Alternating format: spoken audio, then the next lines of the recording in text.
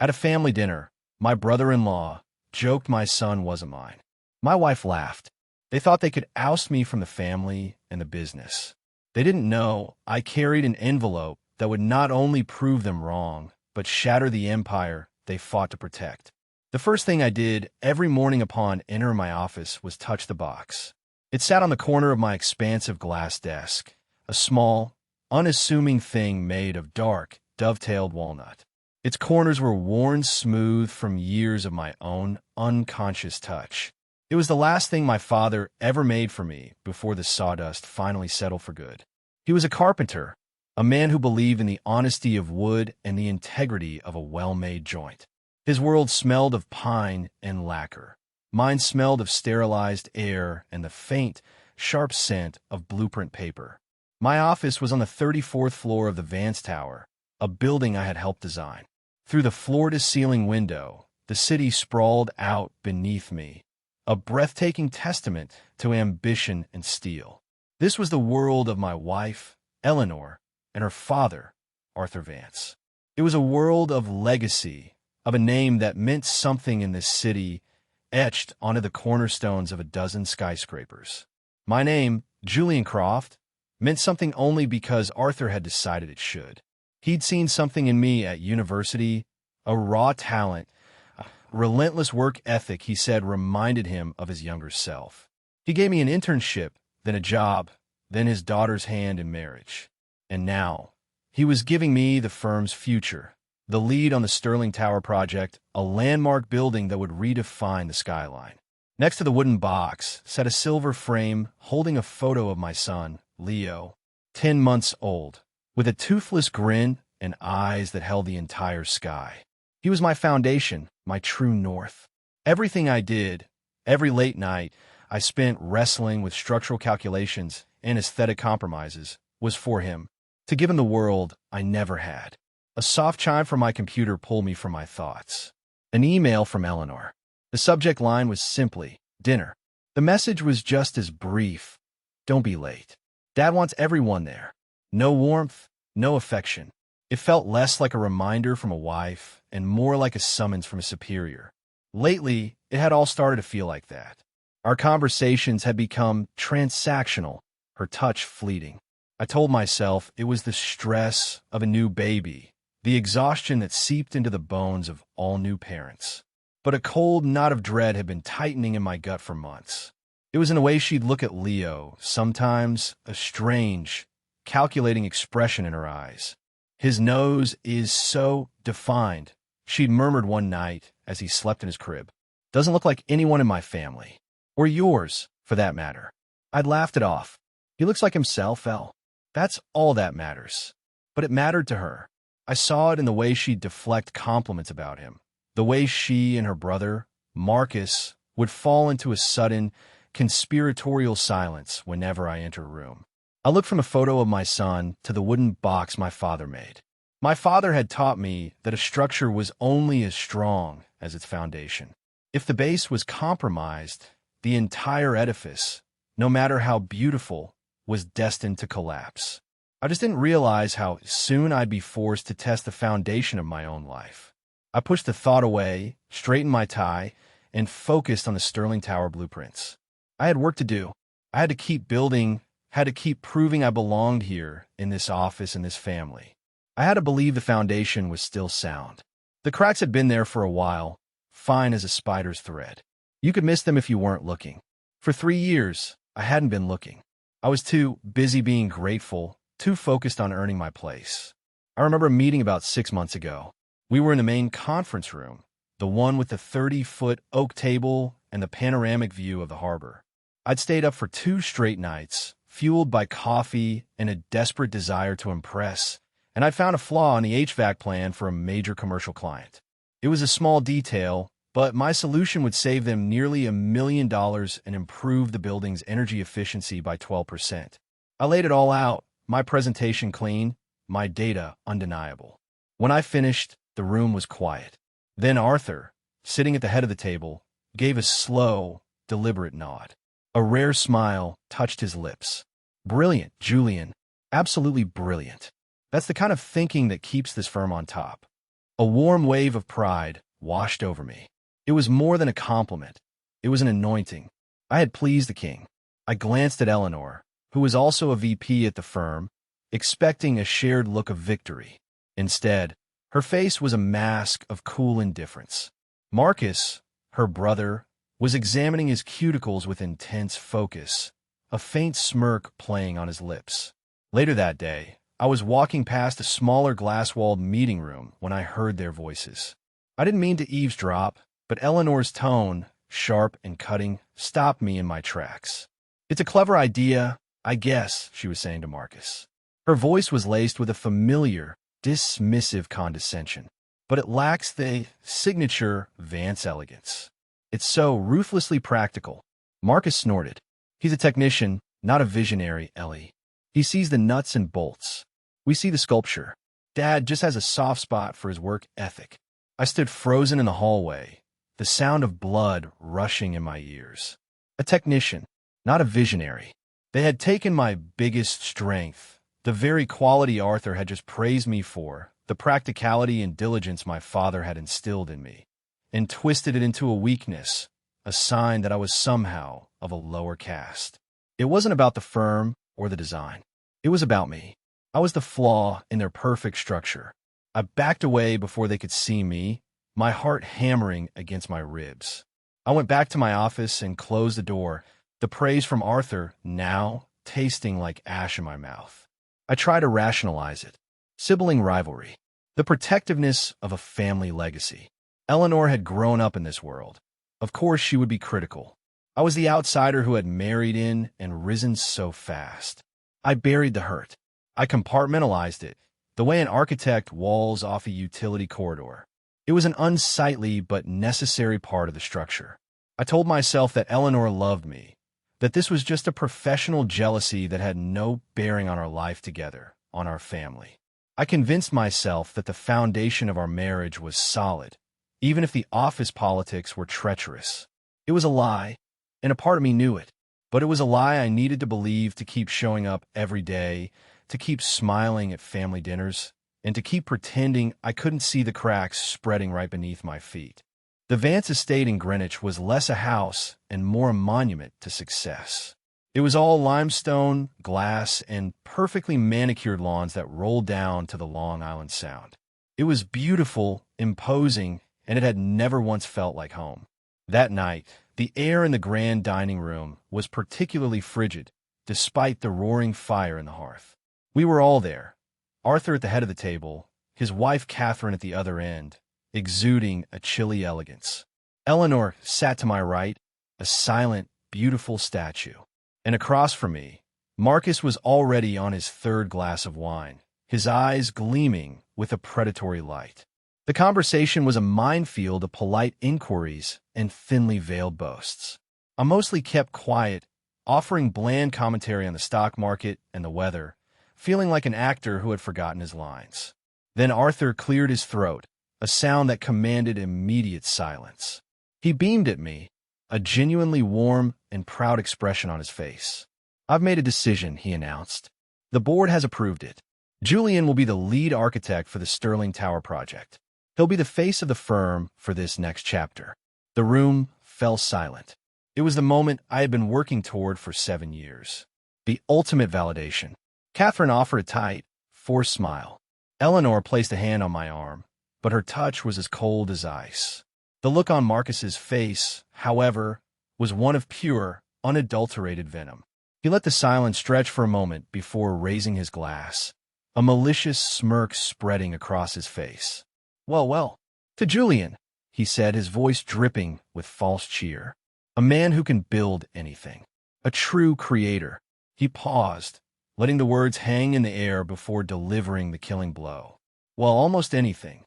He let his eyes drift over to the corner of the room, where Leo was sleeping peacefully in a portable bassinet, attended by a nanny. "Speaking of creations," Marcus continued, his voice dropping to a conspiratorial whisper that everyone could hear. "The little guy, he doesn't really have the Vance look, does he?" Time stopped. The clinking of silverware, the crackling of the fire, the blood in my veins, it all froze. I could feel every eye in the room on me. This wasn't a drunken slip of the tongue. This was a premeditated execution, and I was the one on the chopping block.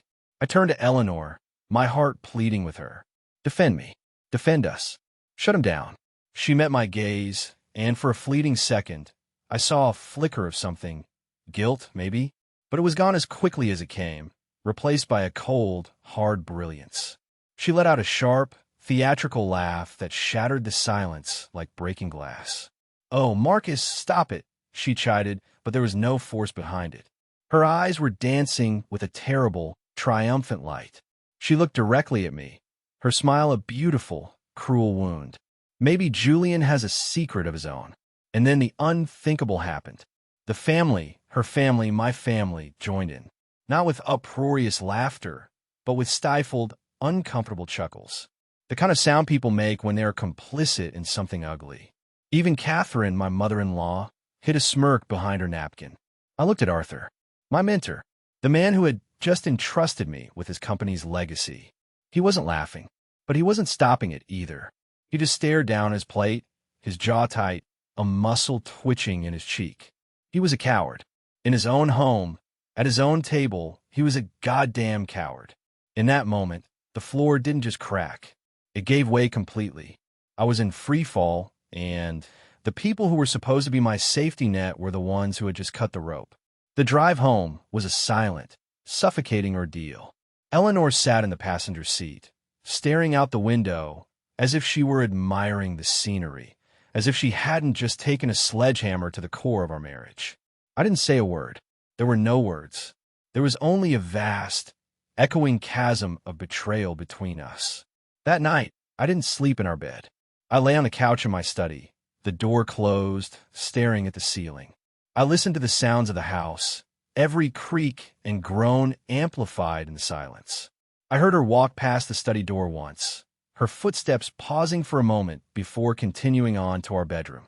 She didn't knock. She didn't try to talk. She had fired her shot, and now she was waiting to see if I would bleed out. I thought of Leo, sleeping soundly in his nursery, completely unaware that his very existence had been used as a weapon against his father. They had questioned his legitimacy to question mine. They had tainted the purest thing in my life with their casual, calculated poison.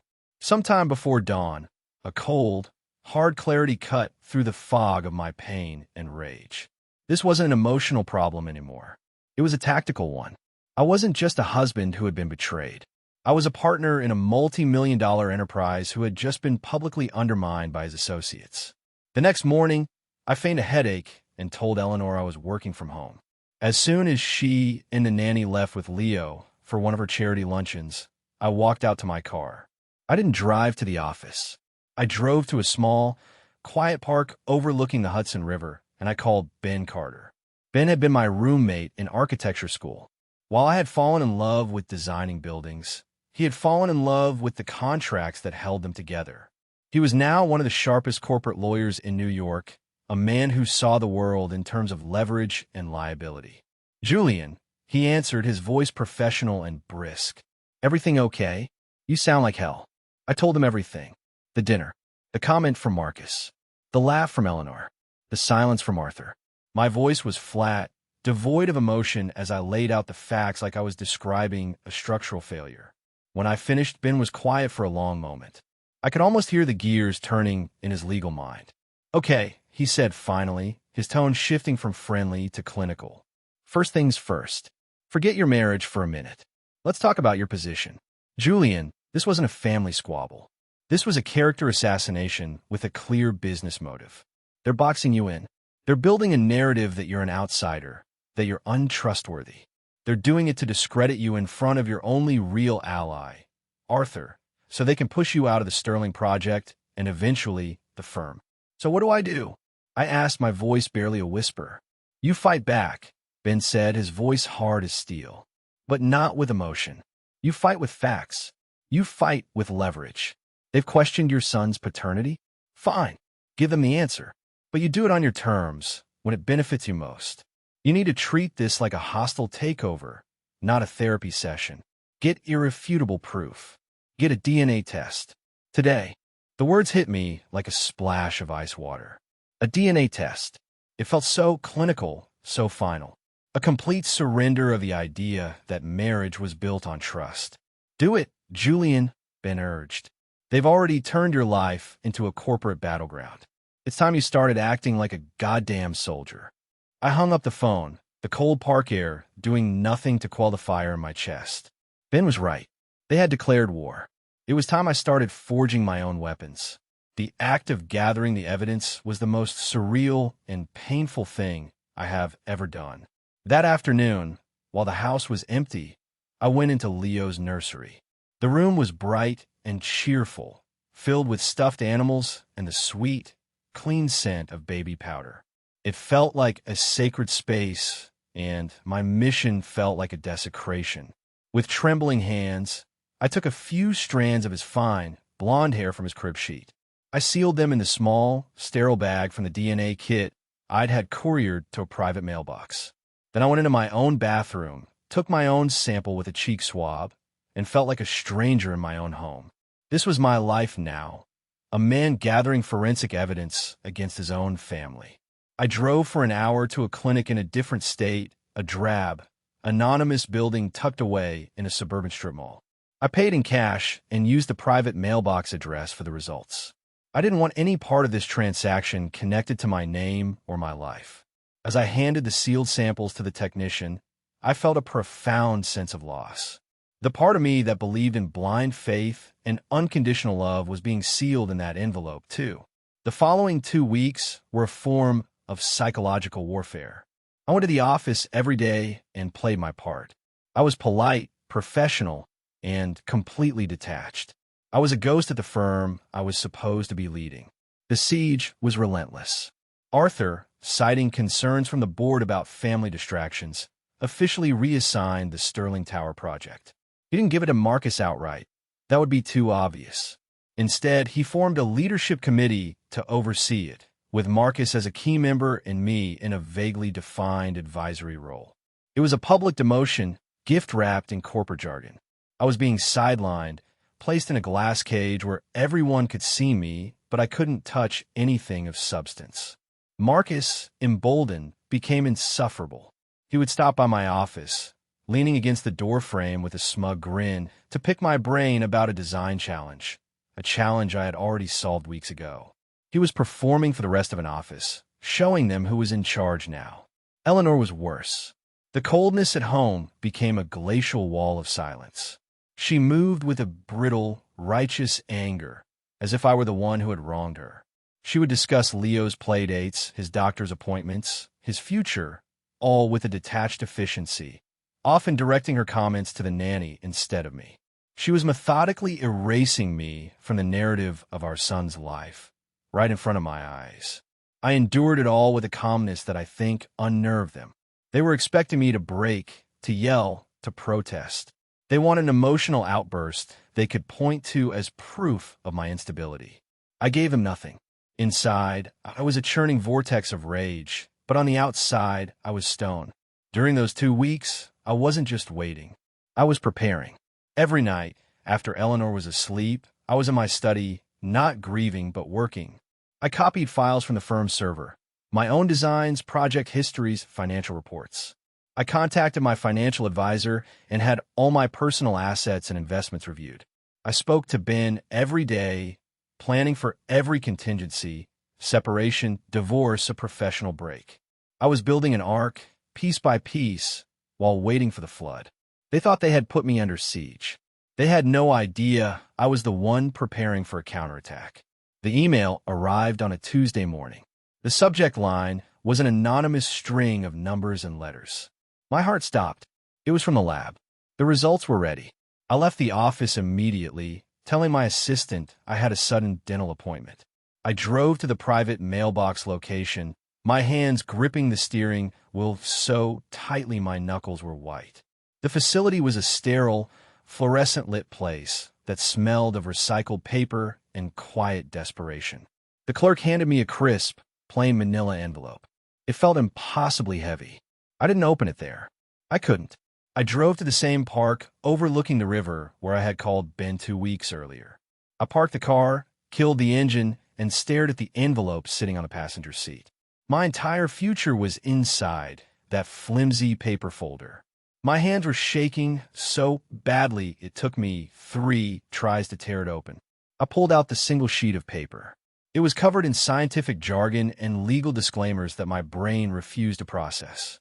My eyes scanned frantically down the page, searching for the only thing that mattered. And then I saw it. The conclusion, printed in bold, unambiguous letters at the bottom of the page. Probability of paternity, 99.99%. The air rushed out of my lungs in a single, ragged gasp. I dropped the paper and leaned my head back against the seat, a sound halfway between a sob and a laugh escaping my lips. Relief. It was a physical thing, a crushing weight lifting off my chest that was so intense it was painful. He was my son. Of course, he was my son. I had always known it in the deepest part of my soul, but to see it there in black and white was a vindication that shook me to my core. The relief lasted for exactly 30 seconds. Then, something else washed over me, cold and sharp and powerful. Fury. A white-hot, diamond-hard rage. They had done this to me. They had forced me to question the most sacred bond in my life. They had made me feel like a criminal for loving my own child. Eleanor, my wife, had stood by and let it happen. No, she hadn't just let it happen. She had reveled in it. The grief I had been feeling for my shattered marriage evaporated in the heat of that anger. It was replaced by a chilling clarity. This wasn't about saving my marriage anymore. This wasn't even just about defending my honor. This was about justice. A calculated, methodical, and devastating justice. I didn't go back to the office. I didn't go home. I drove to a high-end print and copy shop in the city. I need 5 certified copies of this document. I told the clerk, my voice steady and low. On your best quality, heavy bond paper, the kind you use for legal contracts. And I need 5 identical envelopes to go with them. As I watched the printer churn out the crisp, official copies of my son's legitimacy, a plan began to form in my mind. It was intricate, it was ruthless, and it was going to be beautiful. I wasn't just going to weather their storm. I was going to become the storm, and I was going to tear their whole rotten house down to the studs. A week later, I did something no one expected. I called for a family dinner. I think we need to talk, I told Eleanor, my voice infused with a carefully crafted tone of weary resignation. I was emotional. I overreacted. I want to clear the air for Leo's sake. She was suspicious, but the prospect of a formal surrender was too tempting for her to resist. She agreed. I'll let my parents know. And Marcus.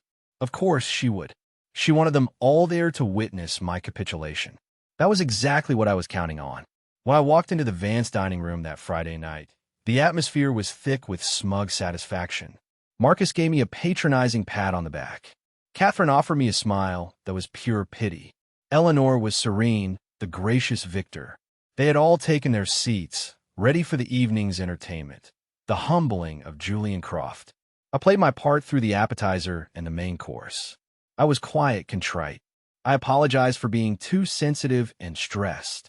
I watched them soak it up, their postures relaxing, their smiles becoming more genuine. They thought they had won. When the dessert plates were cleared, I remained seated while Arthur began to pontificate about the importance of family unity. I let him finish. Then I slowly and deliberately stood up. Arthur, you're right, I said, my voice cutting through the room with a new, unfamiliar authority. Family is about truth and unity, which is why I feel it's the right time to clear up the last remaining secret in the room. A confused silence fell. Eleanor's smile faltered. I reached into the inside pocket of my jacket and pulled out one of the crisp, white envelopes. I walked around the table until I was standing directly behind my wife. You were right, Eleanor, I said softly, my voice just loud enough for everyone to hear. I did have a secret. I placed the envelope on the polished table, directly in front of her. Open it. Her eyes darted from the envelope to my face, searching for a clue. She saw nothing but a calm, unreadable mask. Her hands trembled slightly as she picked it up. She probably thought it was a legal document, perhaps the first step in a divorce filing. She slid a perfectly manicured nail under the flap and pulled out the single sheet of heavy bond paper. I watched her face as she read it. It was like watching a time-lapse video of a building collapsing. First, confusion as her eyes scanned the official letterhead, Advanced Genetic Diagnostics Laboratory. Then, a flicker of dawning comprehension. Then, her eyes widened in sheer, abject horror as she reached the bottom of the page. The color drained from her face so fast, I thought she might faint. Her mouth opened, a small, silent O of disbelief. The paper began to shake violently in her grasp, the rustling sound unnaturally loud in the dead silent room. 20 years of entitled arrogance, of casual cruelty, all of it crumbled to dust in the space of a single heartbeat. "What is it?" Marcus demanded, leaning forward, his vulture-like curiosity overriding his caution. "Ellie, what the hell is that?" She couldn't speak. She just stared at the paper, her world imploding behind her eyes. "It's an answer," I said, my voice as cold and clear as glass. "An answer to the question your brother so elegantly posed a few weeks ago. The question you all seemed to find so amusing." I let the words hang in the air, a final, damning indictment. I didn't need to raise my voice. I didn't need to yell. The truth in that envelope was screaming for me. The silence in the room was a physical presence, heavy and suffocating. All eyes were on the shaking piece of paper in Eleanor's hand. Arthur finally broke the spell, his voice a low, dangerous rumble. "Eleanor, give me that paper." With a numb, mechanical movement, she passed it to her father. He read it, his face hardening into a granite mask of fury. But his fury wasn't directed at me. I watched as he slowly lifted his gaze from the paper and settled it on his son. "Marcus," he said, his voice lethally quiet. "You did this." Marcus paled, stammering, "Dad, it was a joke. We were just messing around." "A joke?" I interjected, my voice cutting through his pathetic excuse. "You call months of whispers, of undermining me at work, of publicly questioning my son's legitimacy a joke?" I turned my attention to Arthur, my newfound authority settling on me like a mantle. "And you stood by and let happen. You let them use my child to question my character, because you were too much of a coward to confront your own son's incompetence."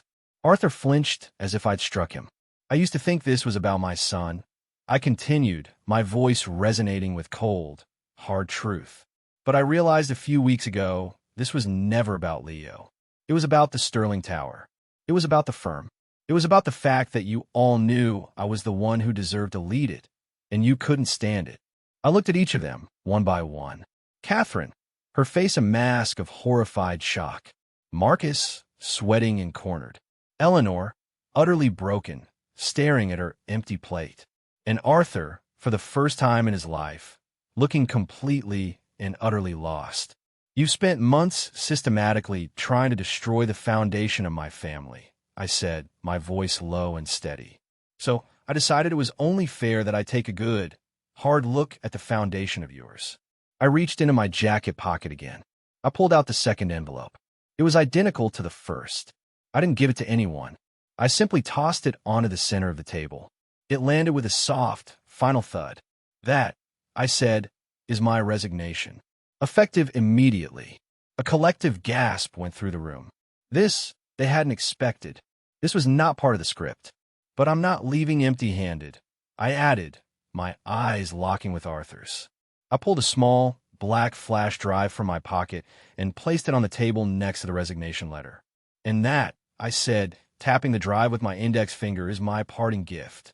It's a comprehensive report, a detailed analysis of every budget overrun on the Kentwell project, a record of the 3 client complaints Marcus tried to bury last quarter. It's a blueprint of the incompetence that you've allowed to fester in your company while you were busy trying to dismantle my life." I straightened my jacket. "You question my bloodline, so I'm questioning your legacy." I turned my back on them, on the stunned silence, on the wreckage of their family dinner. I walked out of that house, out of that life, and I didn't look back. The air outside had never felt so clean, so cold, so full of promise. I wasn't falling anymore. I was flying. The first phone call I made after leaving the Vance estate was to Ben. I found him at a dimly lit bar downtown, nursing a whiskey. I slid onto the stool next to him. "It's done," I said. He looked at me, taking in my calm demeanor, my steady hands. He raised his glass. "To the architect," he said, a slow grin spreading across his face. That wasn't a resignation. That was a demolition. And it was a work of art.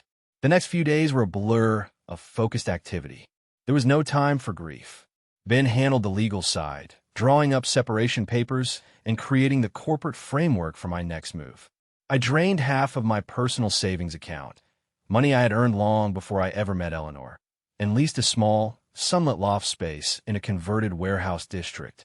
It was raw, with exposed brick and old timber beams. It was perfect. I spent a day painting the walls myself, the physical labor a welcome balm for my frayed nerves. As I rolled white paint over the old brick, I felt like I was whitewashing my own past, creating a blank canvas. When I was done, I stenciled the name on a glass door myself, Phoenix Design. It was a promise, a statement of intent. My first week was quiet. It was just me, a laptop, my father's wooden box on a folding table, and the echo of my own footsteps in the empty space. I started making calls, reaching out to old contacts, drumming up small consulting gigs. It was humbling. It was terrifying. It was exhilarating. Then, on Friday afternoon, my phone rang. The caller ID read Grace Lee. Grace was a legend at Vance Architecture. A senior project manager in her late 50s, she had been with the firm for 30 years. She was quiet, fiercely intelligent, and missed nothing. She had always been kind to me, treating me with a professional respect that I now realized was a rare commodity at that firm. "Julian," she said, her voice warm but direct. "I heard what happened." Word traveled fast. "Grace," I said carefully, "I hope this doesn't put you in an awkward position." She let out a dry chuckle. "The only awkward position is the one Arthur is in. Marcus tried to lead a project meeting this morning. It was a catastrophe. He's all bluster and no substance. The firm is rudderless." She paused. "Julian, I watched that family for 30 years. Arthur built an empire, but he raised entitled children who think a last name is a substitute for talent. What you did, it was a long time coming." My heart started to beat a little faster. "Thank you, Grace. That means a lot. I'm not calling just to offer condolences," she said, her tone shifting. "I'm calling with a proposition. 3 of our best senior designers and I have been talking. We've been unhappy with the direction things have been going for a while. Your departure was the final straw. We're ready to walk." Another pause, this one filled with significance. "The question is, do you have room for us at your new firm?" I leaned back in my chair, a slow smile spreading across my face as I looked around my empty, sunlit loft. "Grace," I said, a new energy surging through my veins. "I think I can make some room." I hadn't just left. I had just inadvertently staged a corporate raid. And Phoenix Design was about to rise from the ashes, with the very heart of the Vance Empire's talent beating within its walls. The next 3 months passed in a whirlwind of creation. While Phoenix Design was coming to life, Vance Architecture was beginning to die. Our new office was a hive of activity. Grace, true to her word, arrived with 3 of the sharpest architectural minds in the city. They brought their experience, their contacts, and a shared sense of liberation. The atmosphere in our loft was electric. It was fueled by long hours, cheap pizza, and the powerful, unifying belief that we were building something real, something of our own. We were a team of seasoned veterans, led by a man with a fire in his belly.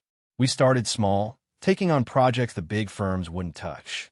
A boutique hotel renovation, a challenging residential addition. But our work was exceptional. Our designs were innovative, our execution flawless. Word began to spread. We were the underdogs, the talented rebels who had broken away from the stagnant empire. Meanwhile, the news from the Vance Tower was grim. Ben kept me updated through his network of corporate lawyers. The flash drive I'd left on the dining room table had been a bomb. An internal investigation had confirmed my report, forcing Arthur to officially strip Marcus of all major responsibilities. The clients Marcus had alienated started to pull their contracts. The Sterling Tower project, without a clear leader, stalled completely, becoming a billion-dollar hole in the ground and a symbol of the firm's dysfunction. Eleanor filed for divorce. Her petition was aggressive, demanding the house, majority custody of Leo, and a punitive alimony settlement. Ben just laughed. "It's a Hail Mary," he said. "She's trying to wound you. Don't worry, we have the DNA results, and we have a clear record of her complicity in a campaign of defamation. She has no leverage." The custody battle was the hardest part. For a few agonizing weeks, I saw Leo only during supervised visits.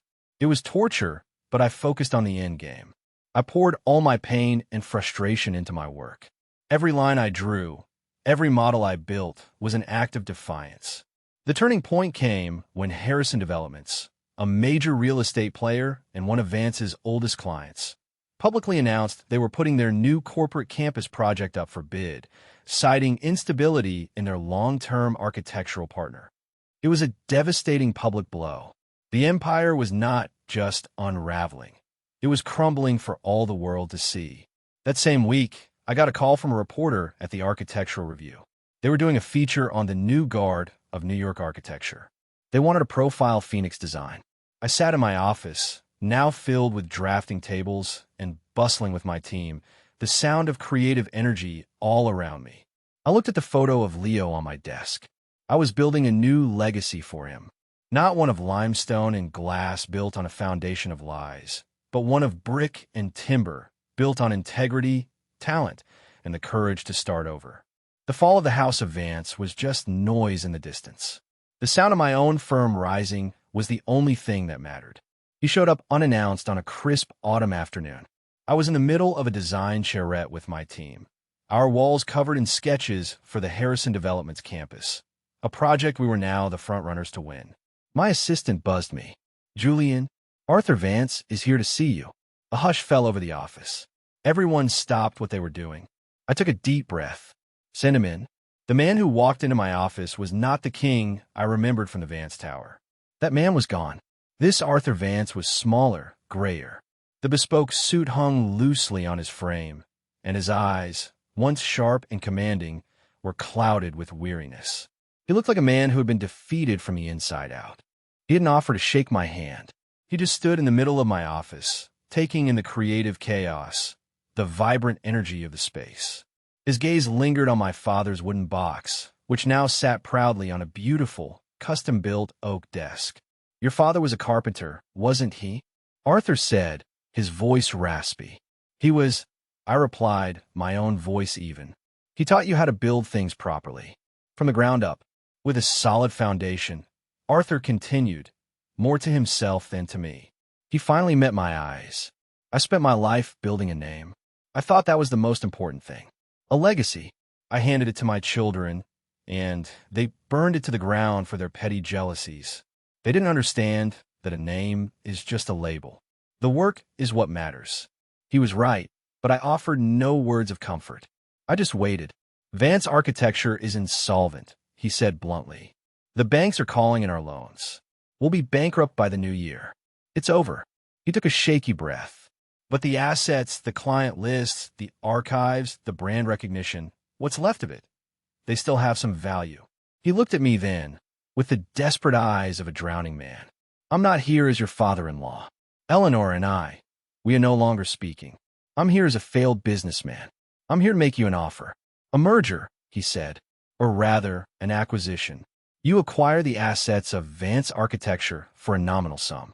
You take the name, you take the clients, you take whatever is left. You absorb my company into yours." I stared at him, stunned. He was offering me the keys to the kingdom he had spent a lifetime building. The very kingdom his family had tried to banish me from. "Why?" I asked, the single word hanging in the air between us. "Because you're the only one who can save it," he whispered, his voice cracking with emotion. "I built that firm with my own two hands. I can't bear to watch it just disappear. You have the talent. You have the team. You have the integrity. I was a fool, Julian. I chose blood over merit, and I lost everything." His shoulders slumped. "Please, don't let my life's work die because of my arrogance." He stood there, the great Arthur Vance, completely at my mercy. He wasn't asking for a partnership. He was begging for a rescue. He was offering a full and unconditional surrender. I didn't give Arthur an answer right away. I told him I needed time to think to consult with my team and with Ben. He just nodded, the fight completely gone from him, and left my office. That night, I didn't stay late at the office. I went home. Home was no longer the cold, minimalist house I had shared with Eleanor, a place that had always felt more like a showroom than a home. It was now a warm, spacious apartment downtown with sweeping views of the city I loved. An apartment I had found and furnished myself. The divorce was nearly final. In the end, Eleanor's aggressive demands had crumbled under the weight of the evidence. I had gotten joint custody of Leo, and she had gotten a settlement that was fair, but a far cry from the punitive sum she had sought. She had been forced to sell the Greenwich house. I heard she and Marcus were no longer on speaking terms, each blaming the other for the family's spectacular fall from grace. It was a sad, pathetic end to their dynasty, but it was a story I no longer felt a part of. When I walked in, the smell of baby shampoo and warm milk filled the air. My son, now over a year old and taking wobbly, determined steps, squealed with delight and toddled towards me. I swept him up in my arms, burying my face in his soft hair. He was my legacy, not a building, not a company name. This small, perfect laughing boy. Later, after I had put Leo to bed, I stood by the large window, looking out at the city lights. I thought about Arthur's offer. I could let Vance Architecture die. It would be justice in a way, a fitting end for their arrogance. But then I thought about my father. He never destroyed anything. He only ever built. He took raw, imperfect wood and made it into something strong and beautiful. He believed in redemption, in the idea that you could salvage something worthwhile from even the most damaged materials. I walked over to the bookshelf and picked up my father's wooden box. I opened it. Inside wasn't jewelry or old coins. It was his favorite chisel, worn smooth and dark from the grip of his hand. It was the tool he had used to create, to shape, to build. My decision became clear. The next morning, I called Arthur. "I accept," I said, "on several non-negotiable conditions. The company will be rebranded. My team will form the new leadership, and neither Eleanor nor Marcus will ever have any role, title, or financial interest in it ever again." "Of course," he said, his voice thick with relief. "Whatever you say. My final scene isn't in a boardroom signing papers. It's here, in my living room, a few months later. I'm on the floor with Leo. We're not playing with expensive toys. We're building a tower with a set of simple, unpainted wooden blocks, the kind my father would have approved of. Leo, with intense concentration, places one block carefully on top of another. He looks up at me and grins, so proud of his creation. I'm the CEO of one of the most powerful architectural firms in the city now. We're building the Harrison campus, and we're doing it with a sense of purpose and integrity that Vance Architecture never had. But that's not my victory. My victory is this quiet moment, building something simple and true with my son. I finally understood what my father had always known. A legacy isn't something you inherit. It's not a name carved in stone. It's the character you build day by day. It's the integrity you refuse to compromise. It's teaching your child how to place one block on top of another, on a foundation that is honest and strong and entirely their own. The approval of the Vances of the world was just noise. The feeling of my son's small hand in mine, that was the only validation I would ever need.